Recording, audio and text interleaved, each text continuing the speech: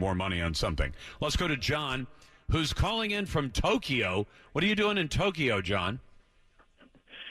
Hey, Lars. I'm a airline pilot. I flew from Seattle to Tokyo yesterday, and I listen to you on the Internet every chance I get. I'm really glad. I kind of suspected that you might have been one of those regular travelers going back and forth.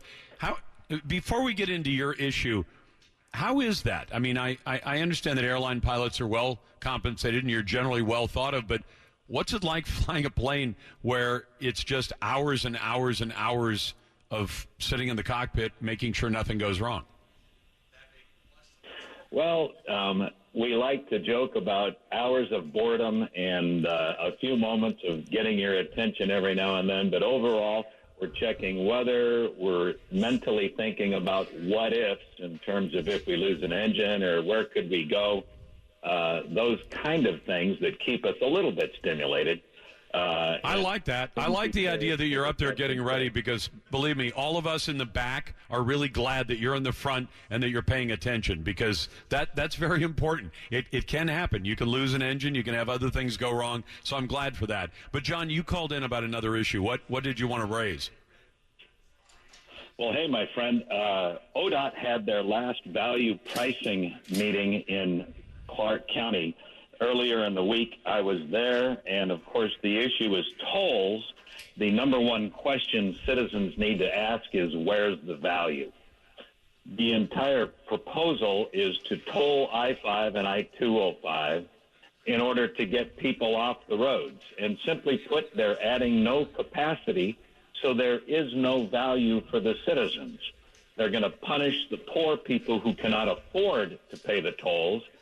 They're going to have to get on the side roads, and as we all know, their side roads are already super congested, and they're only going to make them more congested. And so it's a horrible plan overall.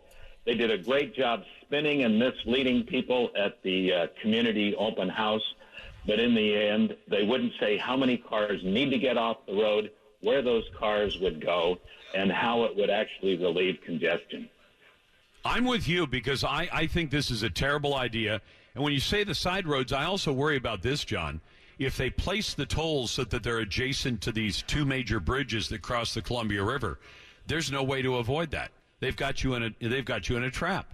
It's like old-time hunting a few thousand years ago where the job was you took the animals you couldn't actually knock down and you just corralled them, ran them down a canyon till they ran off the edge of a cliff somewhere, and then you collect the meat at the bottom of the cliff. I mean, this is what they seem to be doing with drivers, is saying, where can we catch them and corral them? And as they come across the bridge, we'll just peel a pound of flesh out of each one of them. Yeah, and, another aspect of this is that they refuse to educate the citizens about what's happening elsewhere in the region and the nation. Last year in Virginia, they started a value pricing program. Well, before the first week was over, the tolls had increased to $40 for a one-way trip. Absolutely outrageous, number one.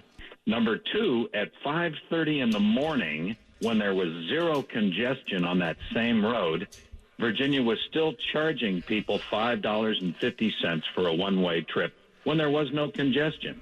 And ODOT won't say if they will not charge people when there's no congestion. And, of course, you and I know it's simply an excuse for a money grab. Do you know, John, I'm talking to John, who's an airline pilot. He flew out of Seattle. He's over in Tokyo right now, so that explains a little bit of the delay. But, John, you're absolutely right, and this is one of the problems. When I talk to reporters who are covering this, they say, ODOT says it'll probably only be a couple of dollars each way. And I say, hold on. A couple of dollars is not going to get people out of their cars. It'll punish them, but it doesn't get them out of their cars. If your goal is to get people out of their cars, I don't think that's a worthy goal to price people, as you said, to punish people for being poor and knock them out of their cars. But it's probably going to take a price more like $5 or $6 each way. You start telling the average working stiff that they've got to pay $10 a day in addition to all the other costs, $5 to get into work and $5 to get home, that'll probably knock them out of their cars. But they're going to have to raise the prices. And you remember, John, that up in the Seattle area on that 405 express lane, they said, it'll only be a couple of bucks. And then there were times where that fee to be in the fast lane has been as much as $11 to save 10 or 15 minutes on a trip, but everybody else is stuck in the slow lane going 5 miles an hour. So you make a very good point. We got to knock this proposal down and make sure it gets turned down. Back in just a moment. We're live at Northwest Armory. It's First Amendment Friday. Tickets coming up after the break for the 1517 to Paris. Clint Eastwood's new movie about 3 young American heroes played by the real-life heroes in that story. You're listening to the Lars Larson Show from Northwest Armory.